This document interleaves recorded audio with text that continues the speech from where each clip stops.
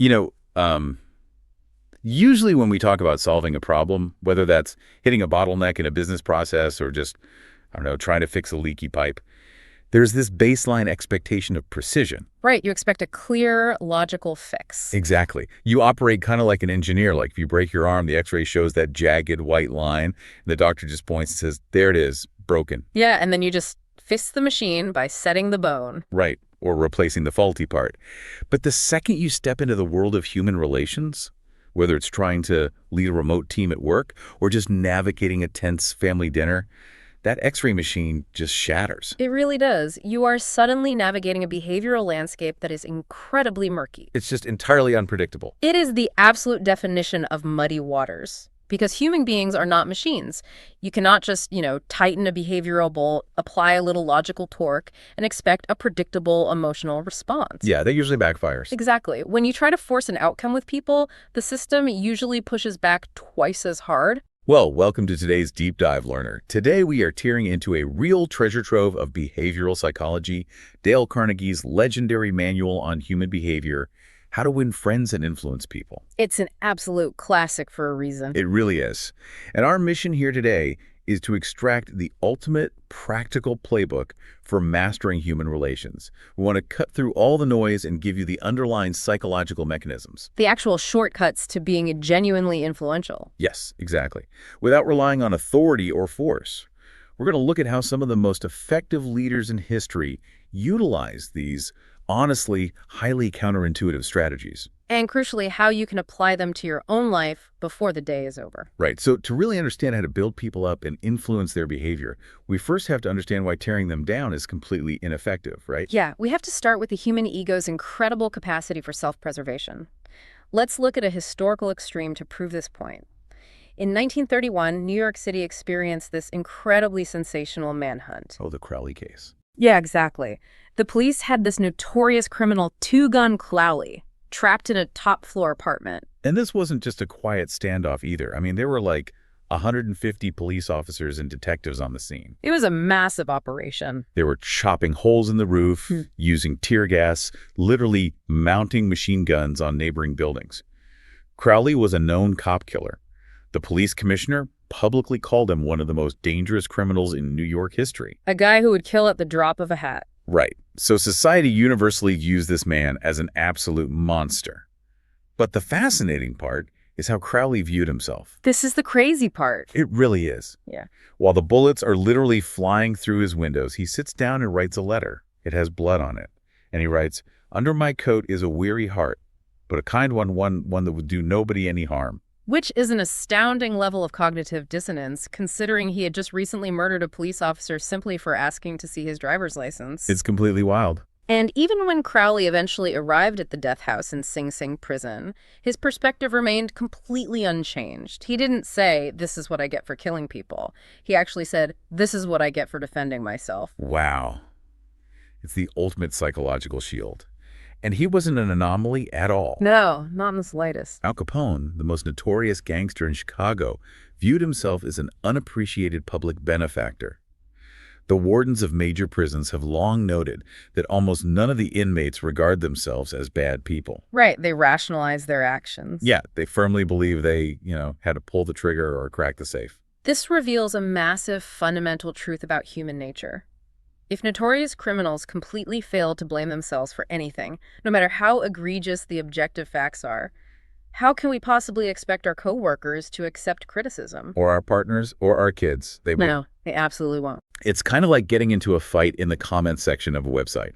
No one has ever read a fiery all-caps reply and said, "You know what, user 693, your rant just completely changed my worldview. Never happens. I see the error of my ways." Right. When you criticize someone, even if you are entirely right, the person will almost immediately go on the defensive, justify themselves, and basically condemn you in return. Exactly. Criticism puts a person on the defensive and usually just makes them strive to justify themselves.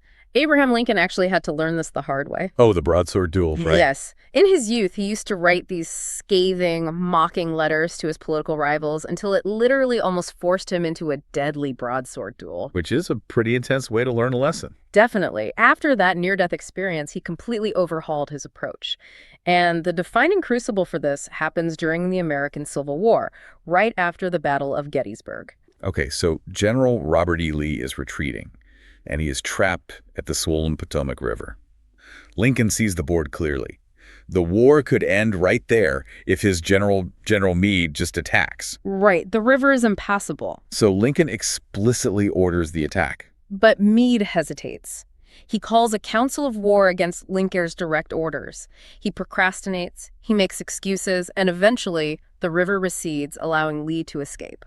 And Lincoln is absolutely devastated and furious, I imagine. Beyond furious. He sits down and writes an incredibly harsh, critical letter to Meade, telling him his golden opportunity is gone and expressing just immeasurable distress at Meade's failure. You know, when you look at Meade ignoring Lincoln's orders, it's not so different from a team member today completely blowing past a critical project deadline. You get that exact same surge of frustration. But the key here is that Meade never saw that letter. Lincoln never mailed it. It was found in his papers after his death. Which is such a profound detail. Yeah. Lincoln realized that sending a furious message, like an angry late-night Slack draft today, would only force Meade to justify his failure. It would arouse hard feelings and impair Meade's future usefulness. The emotional release for Lincoln just wasn't worth the strategic cost. And that strategic restraint applies to everyday arguments, too. Winning a logical argument almost always means losing the person's goodwill. It's a Pyrrhic victory. Exactly. There's this classic case of a truck salesman named Patrick O'Hare. He was constantly arguing with his customers.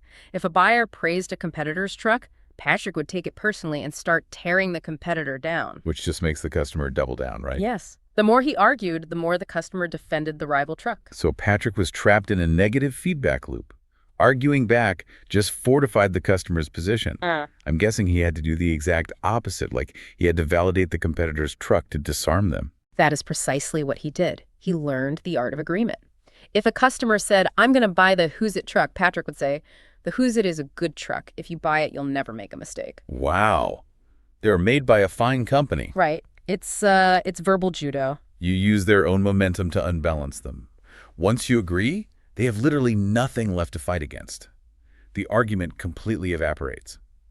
And now Patrick actually has the space to pivot and talk about the unique benefits of his own product. But, this requires putting your own ego aside. Okay, let's unpack this, though. Because it's easy to concede when it's a matter of opinion, like which truck is better. But what if someone is factually, objectively, demonstrably wrong? That's the real test. Like the tax inspector in the text who was arguing over a $9,000 deduction. The inspector is blatantly misinterpreting the law. Surely in that scenario, you have a professional duty to argue the facts and correct them. Well, it comes down to a ruthlessly practical question. Is your ultimate goal to be intellectually validated as right? Or is your goal to secure the outcome you want? That's a tough pill to swallow for a lot of people. It is. But human beings are not creatures of logic. We are creatures of emotion, bristling with prejudice and motivated by pride. In the case of that tax inspector, the more the accountant hammered away at the objective facts, the more stubborn the inspector became. Because the inspector was no longer defending the tax code. He was defending his own authority. Exactly. Logic was perceived as a direct threat to his status. So the accountant shifted tactics. He stopped arguing the numbers. Instead, he changed the subject to the inspector's career. He validated him. Right. He offered genuine appreciation for the inspector's difficult, high-stakes job. He validated the man's importance. And the shift was immediate. That's incredible. The inspector softened, started talking about his children, and a few days later ruled entirely in the accountant's favor. You cannot force a psychological agreement through brute logic. You can only create an environment where the other person chooses to align with you. Okay, so if we take the wrecking ball of criticism and argument away, we have to build to something else. And the foundation we replace it with is the single deepest craving in human psychology. Right, which the philosopher John Dewey categorized as the desire to be important. It is a phenomenal insight that really explains almost all irrational behavior. I mean, we all want health, food, sleep, and financial security. Those basic wants are usually met. For the most part, yeah. But there is this gnawing, unfaltering human hunger that is almost never gratified, and that is the craving to be appreciated. It's massive. This was actually Andrew Carnegie's entire management philosophy. He paid Charles Schwab a $1 million salary back in 1921. Which was an astronomical sum back then. Unbelievable money. And Schwab himself admitted it wasn't because he possessed superior engineering or manufacturing knowledge. It was entirely because of Schwab's ability to arouse enthusiasm among his people through appreciation and encouragement. That's so telling. We meticulously nourish the physical bodies of our children and employees, but we completely neglect to nourish their self-esteem. And the absence of that psychological nourishment has really dire consequences. Studies have long shown that a lack of appreciation is a primary driver for spouses leaving marriages and employees quietly quitting their jobs. People simply cannot thrive in an environment where they feel invisible. They really can't. There is a historical anecdote about this that is incredibly profound. It involves a young boy in Detroit named Stevie Morris. He was completely blind. But nature had compensated for his lack of sight by giving them a highly calibrated sense of hearing. Okay, yeah. One day, his teacher asked him to help her find a mouse that was lost in the classroom. Crucially, she didn't just ask for help. She specifically asked him to use his unique ears to find it. What is vital to understand here is the transformative nature of that validation. It wasn't just a compliment. It was the first time anyone had shown true appreciation for his specific, unique capability. Right. He later said that single act of appreciation was the beginning of a new life for him. He leaned into that gift, developed his hearing, and grew up to become Stevie Wonder. All catalyzed by one moment of genuine recognition. And this works across the entire spectrum of society. Think about the elderly woman living alone in a massive house full of French antiques and a mint-condition Packard car. Oh, that's a great example. A local attorney went to visit her, but instead of just, rushing through the transaction, he took the time to genuinely admire her environment. He didn't just say, "Nice place you have here." No, he observed the actual details. He noted that the house was built with love. He admired the specific craftsmanship of her paisley shawls and her Wedgwood china. Meanwhile, her own relatives were practically hovering, just waiting to inherit the estate and the car. They saw her as a roadblock to an inheritance. But this attorney saw her as a curator of beauty. He provided the human warmth she was starving for. Because of that, she gave the Packard to him, a complete stranger. And he tried to refuse it. He did. But she insisted, simply because he appreciated beautiful things, and by extension, he appreciated her. It wasn't about the car. It was about being seen. Here's where it gets really interesting, though. Let's analyze the mechanics of this, because the line seems a bit thin. Isn't this just a sophisticated rationalization for flattery? That's a fair question. People, especially highly competent professionals, see right through it if you just start showering them with compliments. That is the most common trap people fall into. Flattery is counterfeit currency. It is inherently selfish. It's about what you can extract from the other person. Flattery comes from the teeth out, but genuine appreciation comes from the heart out. Okay, that's a great distinction. Sincere appreciation requires you to actually stop thinking about your own agenda for 5 minutes and truly observe the other person's reality. The Mexican hero General Obregón captured this perfectly. What did he say? He said, "Don't be afraid of enemies who attack you. Be afraid of the friends who flatter you. Flattery will eventually destroy trust." So step one is figuring out how to make people feel genuinely important and seen. Once you establish that baseline of trust, you can apply it to actually getting things done. Yes, moving from connection to action. But the cardinal rule here is that you cannot talk about what you want. You have to frame the entire interaction around what they want. It's like fishing. I might personally love strawberries and cream, but when I go fishing, I don't bait the hook with strawberries. Because fish prefer worms. Right. It is such a simple biological reality, yet we ignore it almost entirely in our social interactions. We bait the hook with our own desires and then wonder why nothing bites. Ralph Waldo Emerson actually experienced this. He and his son were trying to push a calf into a barn.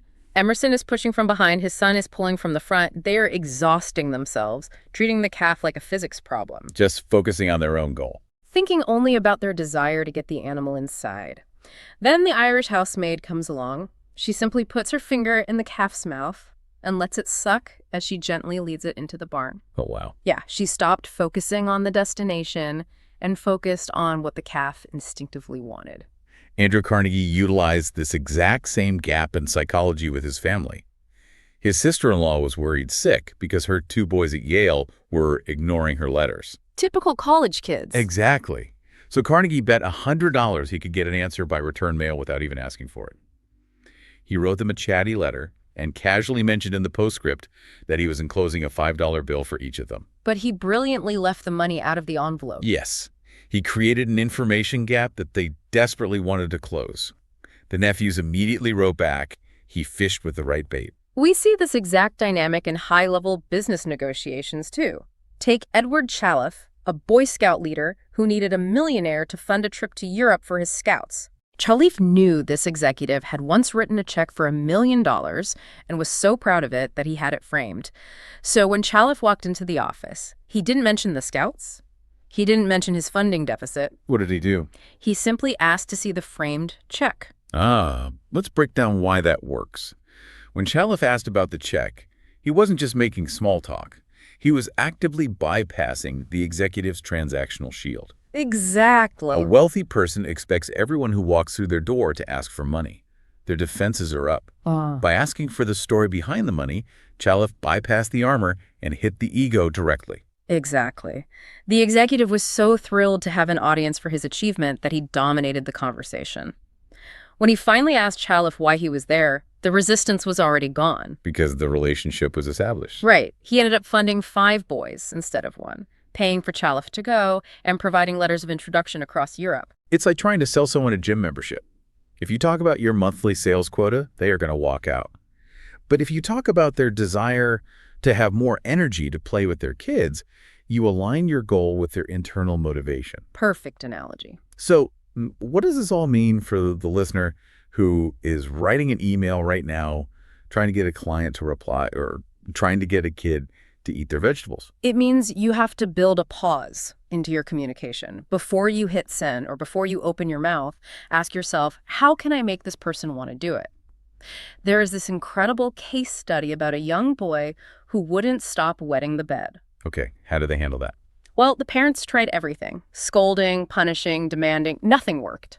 Because they were just forcing their wants on him. They just wanted a clean bed. Right, so they flipped the script and asked, what does the boy actually want? He wanted to wear pajamas like his father, not a nightgown. And he wanted a big bed of his own, so they involved his pride.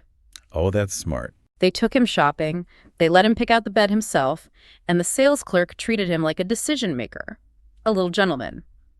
He bought the bed, put on his new pajamas, and the bedwetting stopped immediately. His identity had shifted. He wanted to act like a big man. You have to find their eager want and align it with your objective. So we've laid out the grand strategy here. Neutralize the boomerang of criticism, provide the oxygen of genuine appreciation, and align your goals with their internal wants. Right, but validation isn't just about the grand gestures. It's built in the tactical, everyday habits. And the sharpest tool in that kit is a person's name. Oh, absolutely. Andrew Carnegie mastered this in childhood. He had a whole nest of rabbits, but nothing to feed them. So he told the neighborhood kids that if they pulled enough clover to feed the rabbits, he would name the bunnies in their honor. And the kids worked tirelessly. They sure did. And it wasn't just a childhood game. He scaled that exact psychology to build an empire. When he wanted to sell steel rails to the Pennsylvania Railroad, which was run by J. Edgar Thompson, Carnegie didn't just compete on price. What did he do? He built a massive steel mill and named it the Edgar Thompson Steel Works.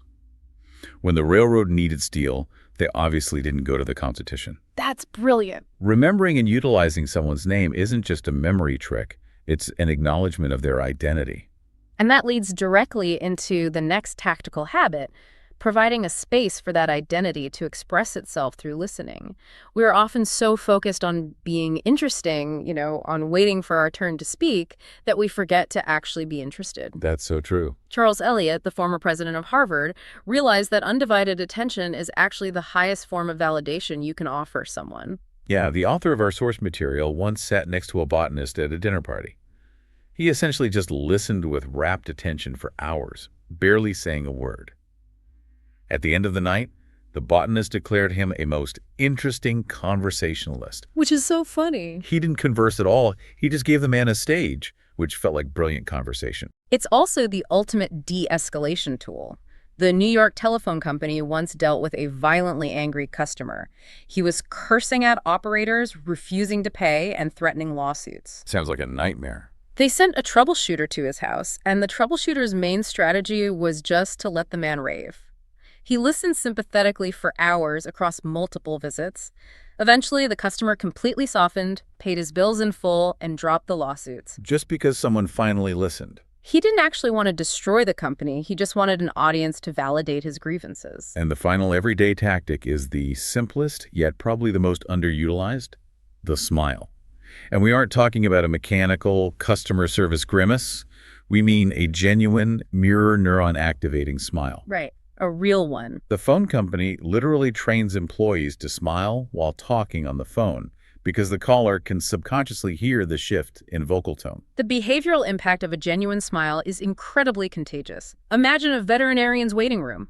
It's full of tense, anxious pet owners aggressively ignoring each other. We've all been in that waiting room. A woman walks in with a baby. The baby looks at a grumpy, distraught man waiting for his sick dog and just gives him a massive, toothless smile. It completely shorts out his stress loop.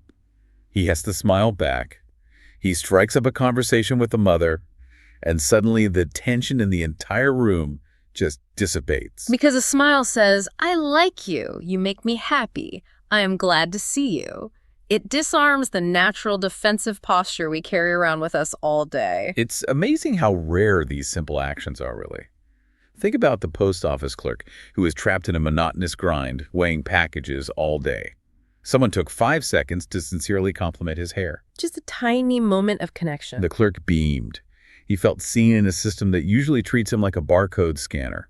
He probably went home and told his family about it. So I want to ask you, the listener, right now, when was the last time you gave someone your undivided attention without formulating your reply while they were still talking? It's hard to do. Or when was the last time you offered a genuine, highly specific compliment with zero strings attached? If we connect these tactics back to the overarching philosophy, these aren't parlor tricks for manipulation. They are profound validations of human existence. The overarching law here is simple. You can make more friends in 2 months by becoming genuinely interested in other people than you can in 2 years by trying to get other people interested in you. Let's pull all these threads together. If you want to master human relations, first, you have to put away the X-ray machine of logic and criticism. Remember, Lincoln's unsent letter criticism only breeds resentment. Right. Second, feed the core human hunger for appreciation.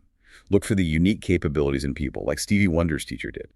Third, fish with the right bait. Stop broadcasting your own quotas and figure out what the other person actually wants. Find their eager want. Exactly. Yeah. And finally, use the daily magic of names, undivided listening, and sincere smiles to validate the people around you.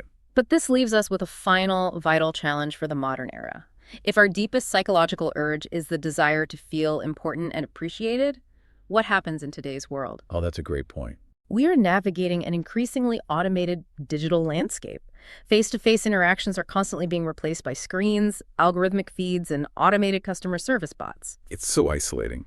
Genuine human validation is rapidly becoming a scarce resource. So the question for you to mull over is this: how will you use the principles from this deep dive to become the provider of that rare, genuine human connection today?